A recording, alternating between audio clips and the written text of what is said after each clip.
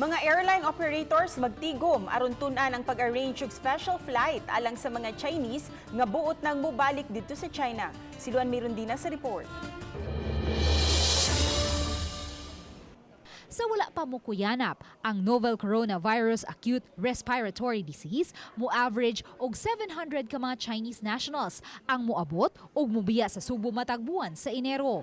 Apan dihang misulbong na ang gidaghanon sa mga natakbuyan og nakalas tungod sa nCoV ARD ug nagpatuman og travel ban ang Pilipinas, inanay usab nga may menos ang gidaghanon sa mga Chinese. Base sa data sa Bureau of Immigration sa Mactan niadtong Pebrero 3, may usa ka Chinese nga permanent resident sa nasod ang naabot, samtang 511 ang mibiya pabalik sa China agi sa Hong Kong. Pagka Pebrero 4, walay Chinese national nga naabot, samtang 565 ang mibiya. Kagahapon, may siyam ka mga Chinese nationals nga mga permanent residents sa nasod ang naabot, samtang 278 ang miuli balik sa China agi sa Hong Kong.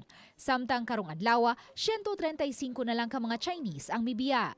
Nagtuo ang chairman sa Mactan Airlines Operators Council nga usa sa posibleng hinungdan sa pagmeno sa gidaghanon sa mga Chinese nga miuli balik sa China ang pagkanselar sa mga biyahe paingon sa China. Sa pagkakaron, bugtong ang Cathay Pacific na lang ang may biyahe gikan sa Cebu paingon sa Hong Kong. Samtang sugod ugmang adlaw, temporaryo usab nga nagkanselar sa ilang mga flights paingon sa Hong Kong ang Cebu Pacific.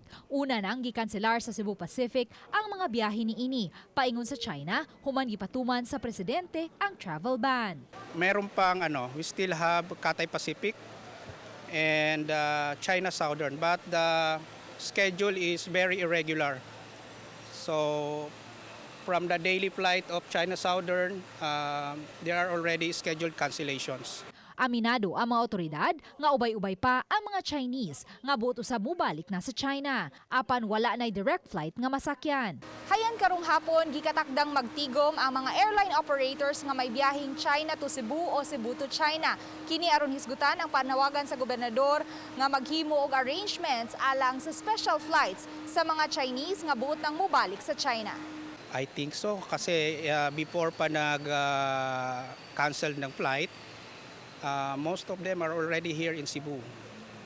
So they really need an airline to bring them back to China.